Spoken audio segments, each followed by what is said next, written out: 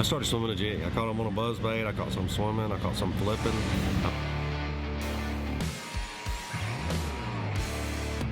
Well, hey guys, welcome to another Bucks Island On Tour. Michael and Dano here. Dano had another trip this weekend. We'll get to that in just a quick second. He's been hanging out a long way from home on Pickwick in Tennessee. So I know we've got some folks around here that I'm sure make the trek up there. So a couple of tips from what he has seen. Real quick, I want to throw out there the second kayak tournament that we've got going on. Registration is open right now. If you're seeing this in the first week, it'll be you got to get registered by the end of April, but that's going to run all next May. We had a lot of fun. 49 anglers gave out some pretty good money and some pretty good prizes last month. It's a brand new thing, and man, it's been a lot of fun. So if you're in the kayak tournament fishing, I encourage you to jump on over and register. So, all right, Dano. So another trip down. You're about to pack up and leave. Where what you been up to? Where are you coming home from? Counts, Tennessee. So right there in the corner of right at Pickwick Dam, where Mississippi, Alabama, and Tennessee all come together. We're right there. I'm actually staying in technically Savannah, Tennessee, at the Botel campground. One unique feature about here is there's a paper mill on the other side of the river. Oof. The first night I was here, I thought the septic tank broke. Just going to say it. Oof. But, most of the time, the wind you don't ever know. But if it rains and the wind is still, sometimes you get a little whiff. But it's been interesting. Tacklewarehouse Pro Circuit. They went out of the Pickwick Landing State Park. It was an interesting tournament. There were some big weights. And there were some guys that really struggled.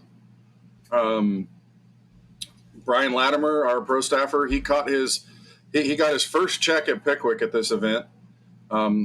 Struggled a little bit on day one, was in 75th place or somewhere around there, and then had a good bag, 17, 18 pounds, whatever it was, and I don't remember exactly, but got himself up there into check range. A lot of guys, our friend Billy Hines from California that stops by Bucks all the time. Stores his stuff at my house and at Bucks when he needs to on his travels.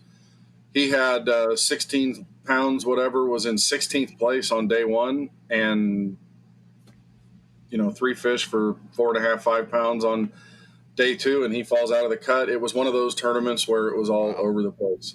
They played with the water levels some. Obviously, weather conditions make a difference, and these fish just get nomadic here. They really do.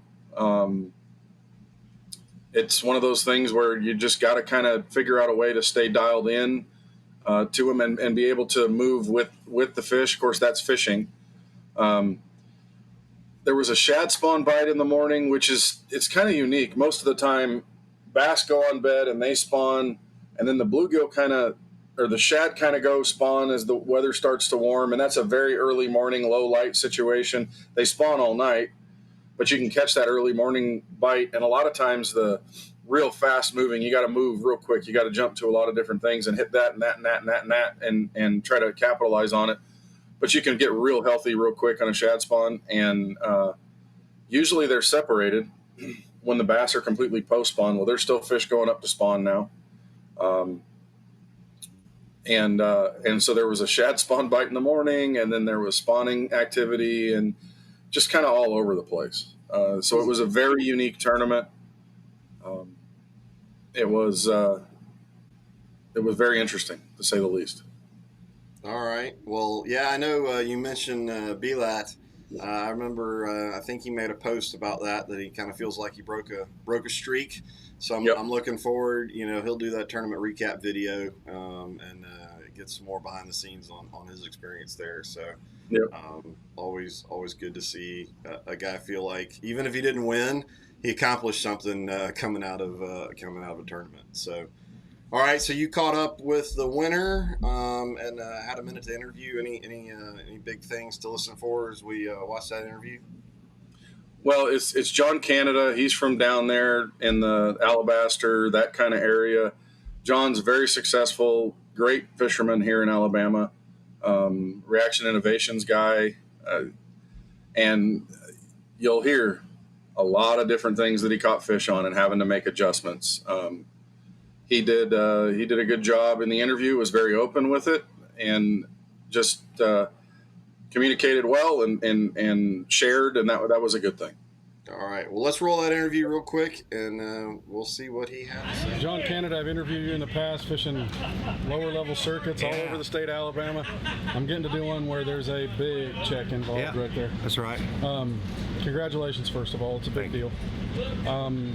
Pickwick Lake, I know you guys have done well here in the past, but Yes. you've kind of been hit or miss, and now you just hit. Yeah, it's either on this lake, I either do really good or really bad. I mean, we used to do good in some of the other tournaments here, but at that time of the year, I could catch them shallow. I could catch some swimming. That's why I really liked the water up. Then when the water fell, I knew I had to figure something else out because the fish were transitioning. There was too much pressure on a lot of the same places. So I wanted some history stuff that I've caught them on. And just the good Lord willing, when I pulled up out there, I caught a good one to keep running, trying to run that pattern, and I expanded on it. So when I expanded on it, I knew I had something special when I ended up catching the bag that I caught the second day in a matter of 40 minutes. And then I caught 17 yesterday. I really didn't think I could catch 20. I thought there was another 17 to 18 pound bag, but I actually caught one good one and helped me get to 20 today. So was that your move? Was that a waterfalling thing, or what was it? No, I mean, I caught them shallow, the same place where Loberg, right where Lucas was at. We were fishing the same area, the same football field size area, and I only had 2 bites. I felt like we were sharing too much of the same water and that it was going away, and I needed to go find something new. And where I went and fished on history, I've actually caught big ones in some of those events and other circuits practicing, and I know those fish live there. I know they spawn on the backside of those bars and stay hidden, and it was just the first one in my mind. I said, I'm gonna hit it when I went down, and I hit another one, and when I went back over there, it was just going down over there. So you started shallow. What was the pattern shallow?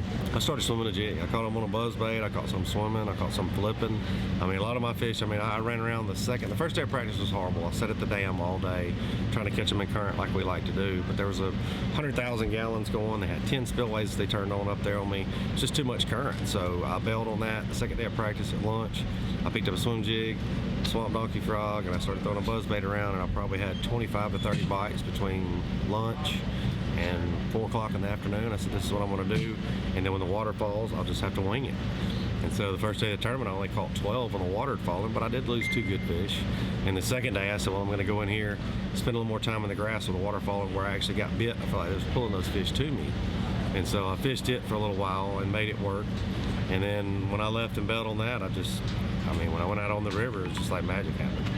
And you flipped some early and then ended up having to back off to a drop shot, right? Yeah, I started in the mornings. The only reason I quit trying to power flip the fish is just when they would see it, I think they were so shy from all the amount of boat traffic and pressure.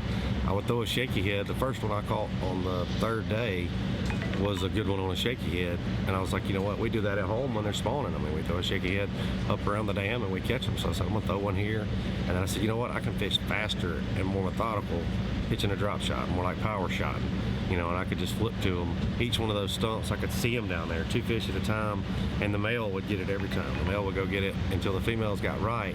Later in the day would always get better. After lunchtime was like the deal. And for some reason after lunch, it was like the females came to play just like today. Shaky head worm and the drop shot. I was throwing a flirt. I was throwing it's payback's what we always throw. It's green pumpkin on top, Jim bug on the bottom, put a little chartreuse on the tail. I did that, and then I use like our same thing on the drop shot. We've got some 4-inch ones and 6. I use those, but I had like 2 bags I went through on the second day, and I went in through my truck and everywhere else. There's no way I can have none shipped here, so I had to use a robo-worm in place just because I didn't have any more of ours.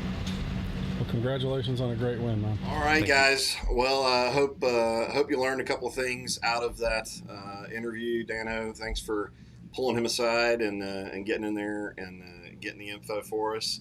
Again, any particulars of any of the techniques, anything that obviously Alabama guy and Pickwick, like I said earlier, I'm sure there's a few folks around here that make the trek up there. But anything to bring home to our area from that interview? I think, as we've talked about, you got to be flexible, especially when things are odd. We haven't had a lot of stable weather around here. As he said in the interview, John, he's a dam rat. current, swim baits, jigs on the dams. They live in the tail race a lot of times is what he's done. So he went there in practice, and there was too much current coming through, as he said in the interview, and just so he made adjustments in practice and then had to make adjustments in the tournament. And I think the biggest thing to do is to try to, while you might have your preconceived notions, try to keep an open mind and try to go with the flow and allow yourself time to try to develop those kinds of things, and give yourself the confidence that, you know, it only takes so long to put 5 fish in the boat, and you can always go back to what you were doing if you were catching a few. Most of the time, you can always at least go give it a try, but give yourself a chance to try to do something new. And you can hear from him. He went from buzz baits to flipping to a frog involved there to ends up drop shotting at the end of the tournament. I mean, there was a shaky head, there was a swim jig, there were all those different things that he brought up, and that guy wins $100,000. Wow. Well, always. I'm sure he had a deck full of rods throughout the week. So, Yep. All right. Well, again, guys, go check out. We'll link up MLF. Go check out where their next tournaments are and follow them. Dano, where are you off to next after you get home for a little bit? Well, the next event that we'll be at it's not a camping event because it's Gunnersville. They're going out of the state park, the Tacklewarehouse Pro Circuit. I'll just make a couple of day trips up there, do that kind of thing there. And then mid-May, after Christina gets home, we'll be heading to Lake Fork for the Elite Series there. There is a Bass Pro shot, a BPT, a Bass Pro Tour at Osage Beach in Lake of the Ozarks up in Missouri. Okay. We were talking about doing that one and heading out, but it's just not going to work out right now with Christina being gone, and so gotcha. We're not gonna be able to make that one as much as we wanted to. All right. Well, I think one other tournament where one of our pro staff, John Cox, I'll say the fiberglass John Cox, was fishing the National Professional Fishing League on Lake Hartwell this past weekend. Did you hear anything out of those guys over there? Drew Six won the tournament, come from behind fashion, because Patrick Walters, a Falcon Pro, was leading it after day 2. That's a 3-day tournament series. Yeah, there's a big shocker that Patrick Walters is doing well on Lake Hartwell, being a South Carolina guy. Well, he kind of fell off a little bit himself. John had a good first day and was in check range, and stumbled on day 2. Again, fishing, it can be all over the place, but he promotes us well. He promotes all of his sponsors well. Great guy, a lot of fun to be around. Yep. And obviously, we're waiting for that day that it all comes together for him, and he's standing up there being able to, have a top 10 on that kind of day, and who knows, maybe even pull a win out. Well, I think this is only his first or second season, really being in fishing a national level trail like that. So I think he's been very open about, he's learning new stuff every time and getting it figured out. So, and then Justin Kimmel, our friend from Bass University fame, was he's fishing that this year. And he got his second check in a row, but he was in 6th place after day 2, and then he fell all the way down to like 22nd or something like that. So, again, things happen quick. And well, it's also, it's interesting, particularly you talk about Justin, Hartwell, I think he considers more or less his home lake. So it just goes to show, sometimes the local guys don't necessarily have all the advantages. Nope, that's the truth. Well, that is the truth. Well, Dan, again, travel safe coming back, and we'll, I guess, guys, we'll catch you on the next episode of Bucks Island on Tour. We'll link up all the tackle, try and build those collections over on our website to try and make it easy to find some of the stuff that we're talking about.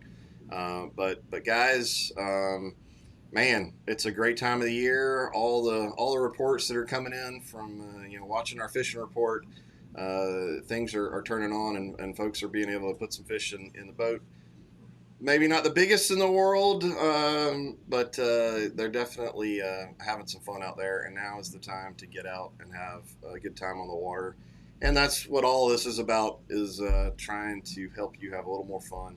And for those of you that are really fishing hardcore tournaments, obviously it's to try and help you put the biggest bag together that you can. So, Dan, thanks again. Safe travels, and we will catch you, all of you, on the next one. See ya.